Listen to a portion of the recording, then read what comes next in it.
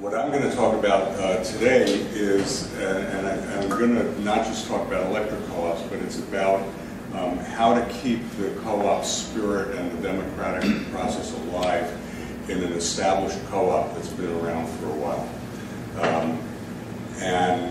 It's something that, as you see in what I talk about, that Washington Electric Co-op in our own history went through some struggles, political struggles for control and direction of the co-op.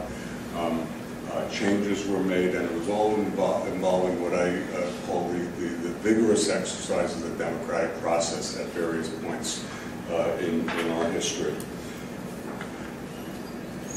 That's the second cooperative principle, or 7 co-op principles.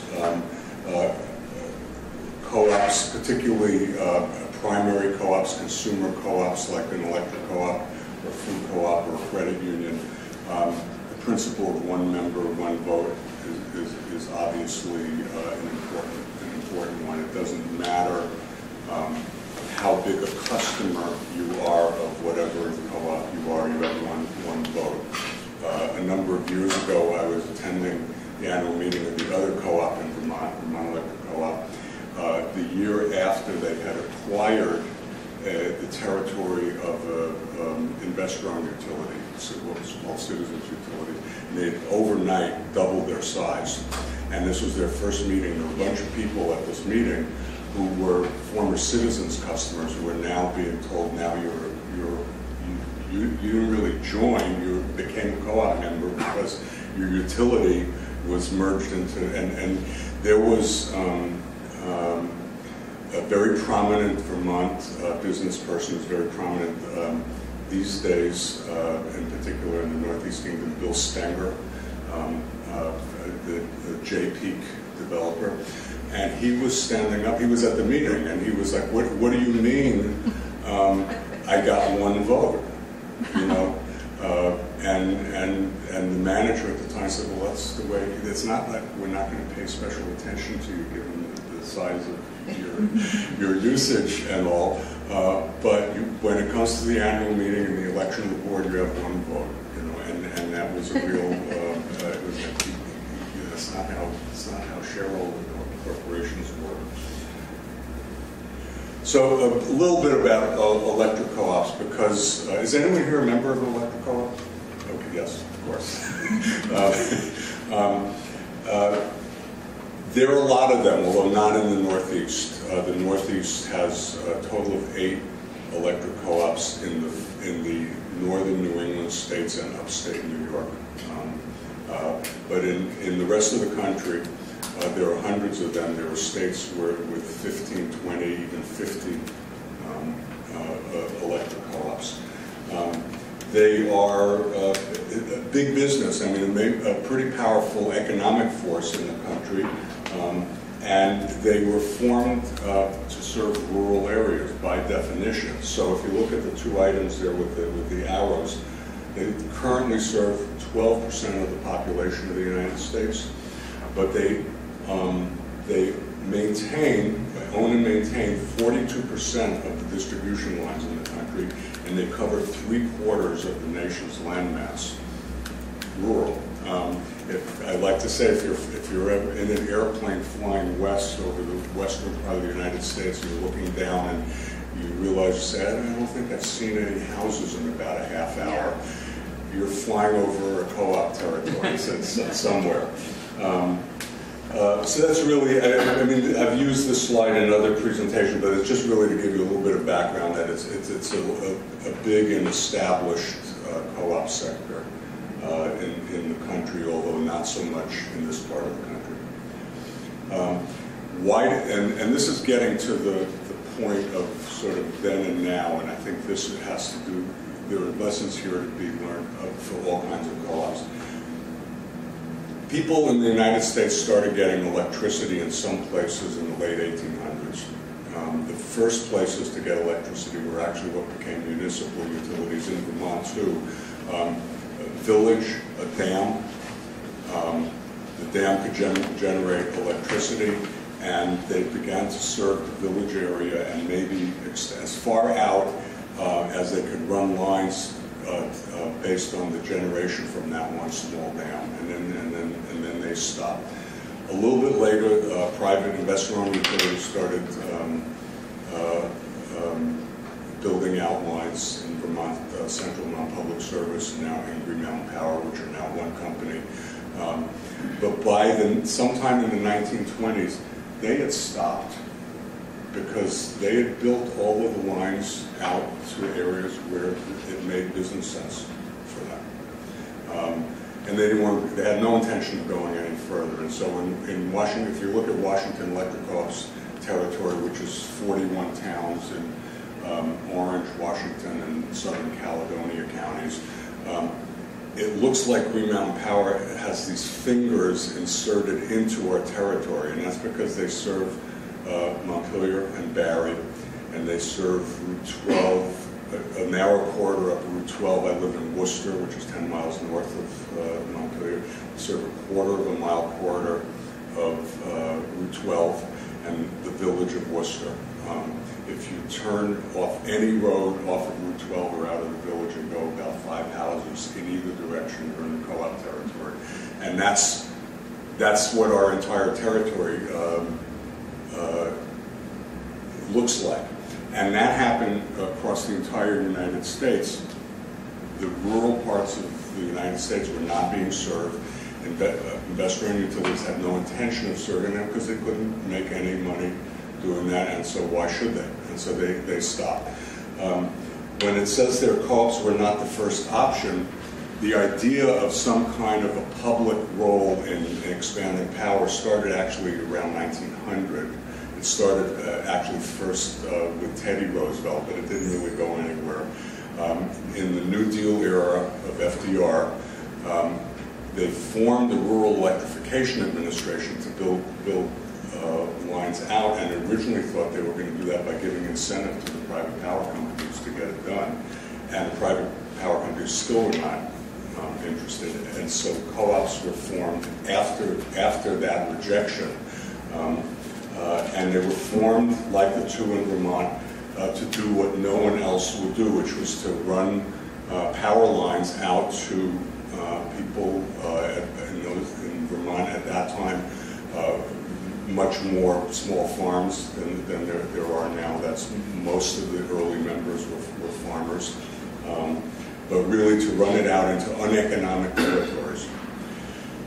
This is a picture that is hanging in our the little lobby of our office. The person in the middle there looks like he's flipping a switch on the Caterpillar engine. That's Governor George Aiken. This is December 2nd, 1939. And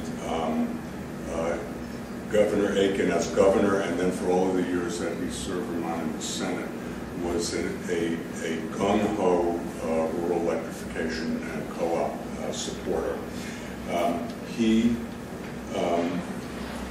The first 200 co-op members were in East Montpelier and Calais, our offices in East Montpelier, and the power was generated by 2 diesel generators. That little cement block building that they're standing in is now contained within our office building. It's still standing there. Our building was recently renovated due to a flood, so we had to gut the whole building and kind of expose. It was like an archaeological project to see this building emerge within. If you come in the front door and go into our member services department, that's where they're standing. So the reason why the electric co-ops, and why I think most other kinds of co-ops are formed, are to fulfill a very, people are passionate about it. It's to fulfill a need. It's to do something that no one else will do, or to do it the way people want it to be done. Well, I'm going to go back. Just leave that there. I'm going to read you 4 quotes from those days, from the 1930s era of the founding of the electric co-ops. The first one, in the 50th anniversary of the rural electric movement, co-op movement, there was a commemorative book put out by our national association, the coffee table book with a lot of pictures. And the book is called The Next Best Thing. Why is it called the next best thing? Well, if you flip a few pages into it, there's a kind of frontispiece with this quote, which is from a farmer in the hill country of Tennessee testifying in church. Brothers and sisters, I want to tell you this. The greatest thing on earth is to have the love of God in your heart. And the next greatest thing is to have electricity in your house.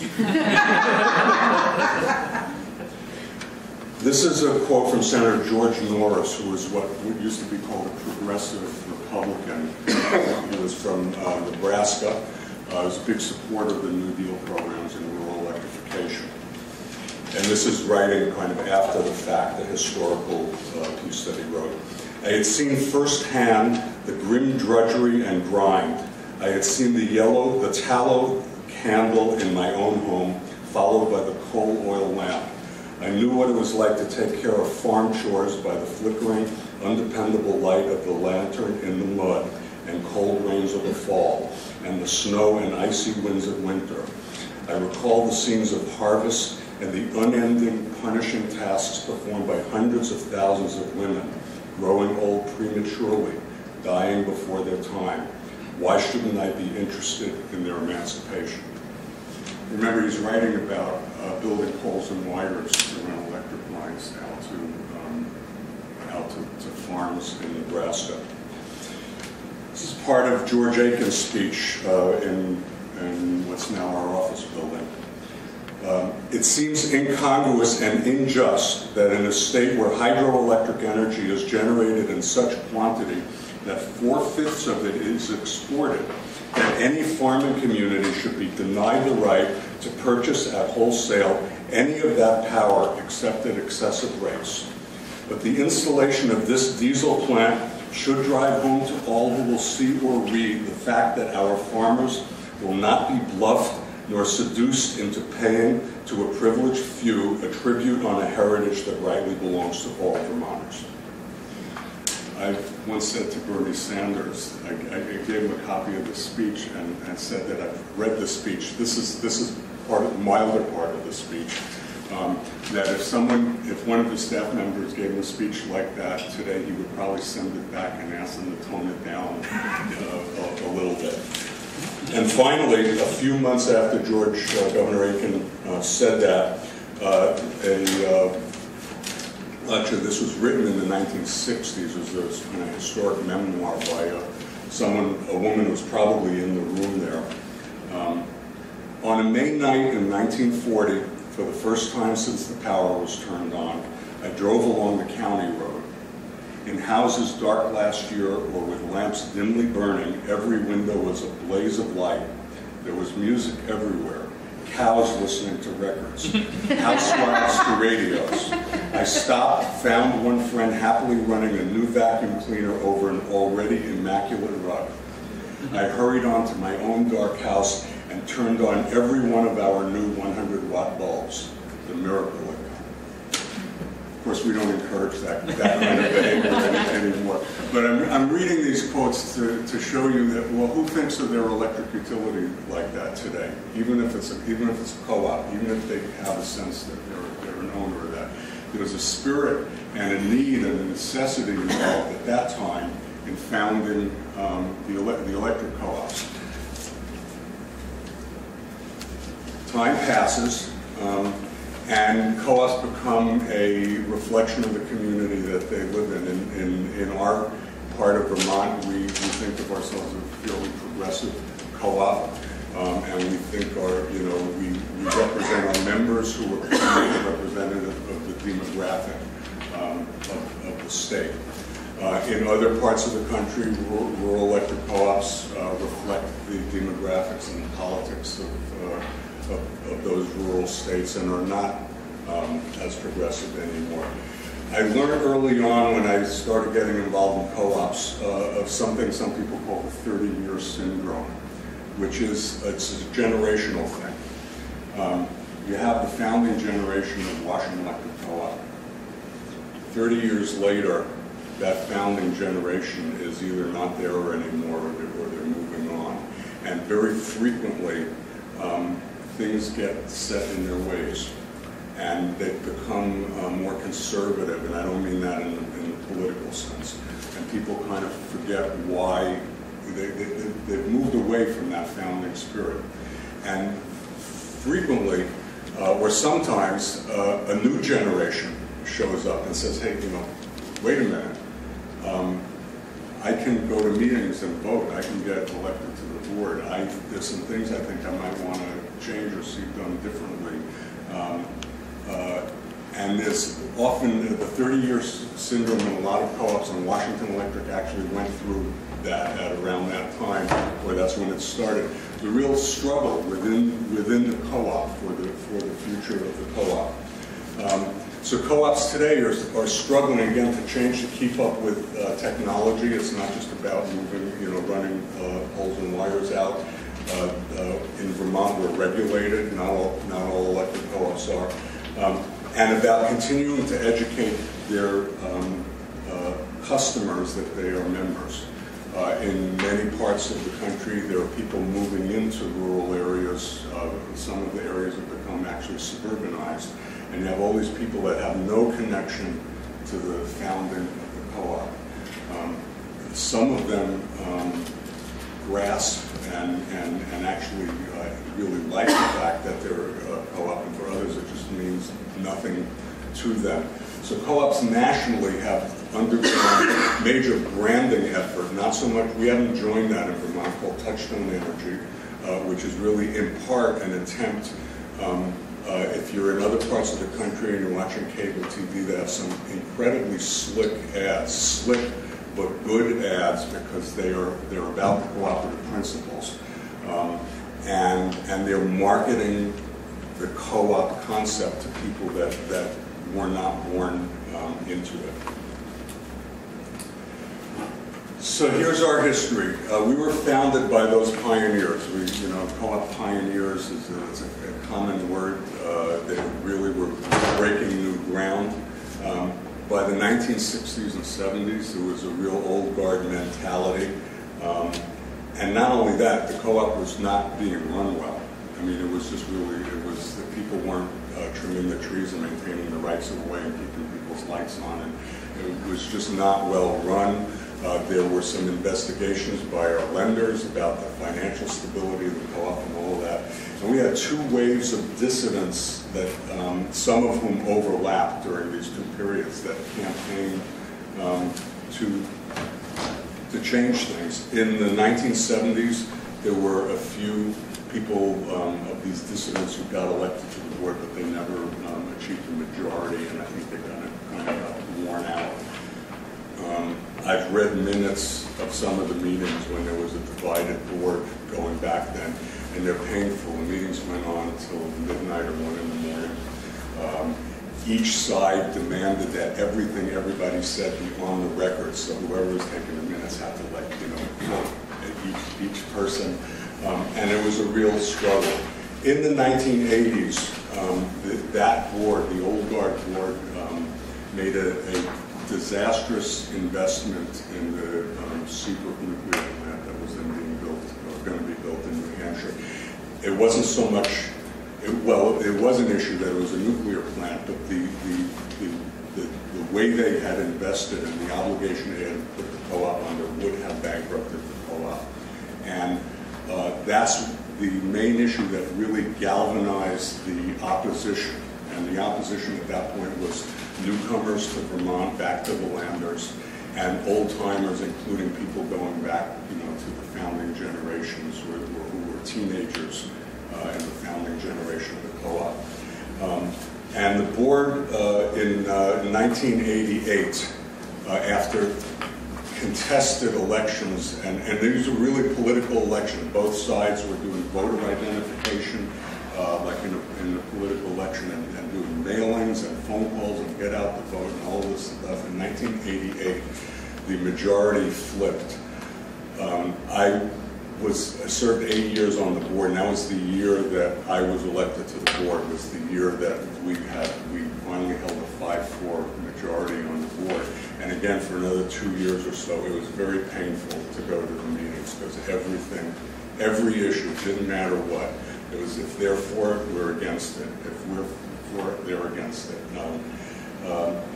And the first thing we did was, it really started talking to members, and we're one of the 2 utilities early on in Vermont that embraced the concept of energy efficiency, that we should actually be spending money to have people use less energy. It was Washington Electric Co-op and Burlington Electric Department at a time when other utilities were not doing that. I will say right now, both co-ops have their annual meetings and elections, both electric co-ops in May in Vermont. This year, our election is uncontested. I think our members are happy with us. Not everyone all the time, but I think that's why people are talking to us all the time. They like the co-op, but they also don't feel this overwhelming need to run for the co-op. We happen to be members. Our co-op is a member of Vermont Electric Co-op because we have a meter on their system at our landfill methane plant in Coventry, and I just got the ballot the other day. And there were 2, they have district elections, we don't. And there were 5 or 6 people running for each of those seats. It's a very contested election. In that part, and they serve the whole sort of northern tier of the state where wind energy is very controversial. And I could read from some of the statements from some of the candidates that was, some of them were running because of the wind issue, or that was at least part of it. So you're seeing, regardless of our position and my position on wind energy, which is in favor of it, what you're seeing is the exercise of the democratic process happening at one electric co-op, and that's a good thing. So my sort of thoughts, sort of talking more generally about older established co-ops and getting involved in them, and I had this conversation with Eric over lunch. First of all, how does a co-op an established co-op stay in touch with its members and make them feel they're part of it? Obviously, member education, finding ways for the board and management to have real contact with the membership, and different co-ops will do that differently. We have community meetings in the fall.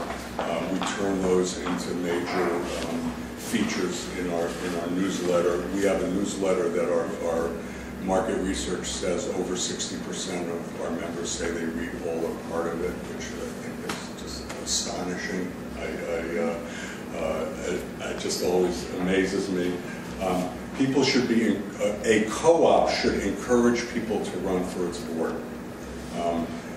Whether the incumbents are planning to run for re-election or not, the co-op should affirmatively, in its newsletter, website, whatever communications channels, should, well ahead of the election process, should let people know the election is coming up, you can run for the board, here's what's involved, here's the process.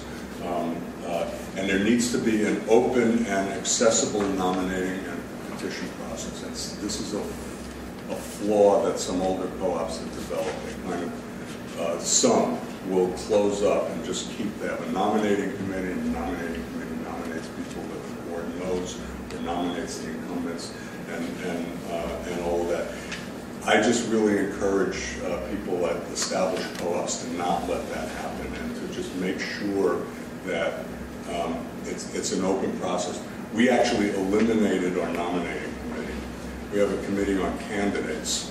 Their job is only to verify that the people that submitted valid petitions and are eligible to serve on the board according to the bylaws through the co-op. That's all they do. And whether you're an incumbent, the president of our board is running for his seat again, or whether this is your first time being involved in the co-op, you have to do the exact same thing. You have to fill out a petition with a certain number of signatures on it, and the committee on candidates has to verify that, yeah, you meet the conditions of the bylaws, and that the people who sign this are actually members of the co-op, and you're in.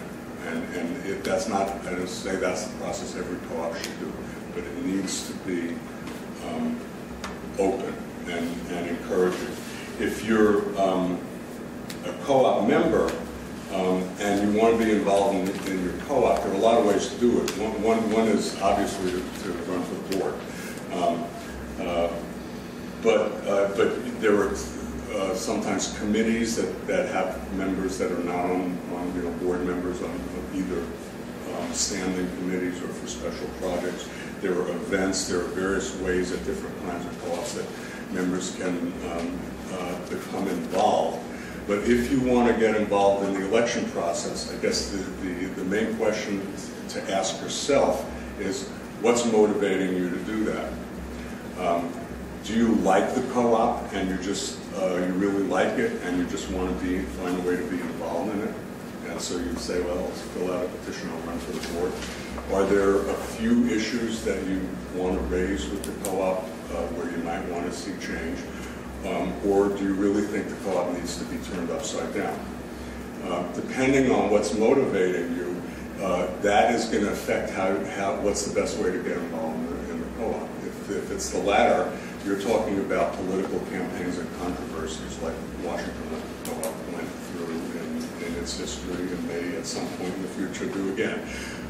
If you really just think the co-op's fantastic and you just want to be a part of it, then you have it's a very different way of getting involved, and you're not a grenade thrower, or anything in between. If there's, you like the co-op, but there's particular issues that you would like that you don't think are being addressed, then you raise those issues either through the election process or through communication with the board and the rest of the members. So that's the lessons I guess I've learned in a co-op that's sort of been through all of that, has a long history, and had a period of struggle, and is now in a period of, at least in relationship with our members, it's a good time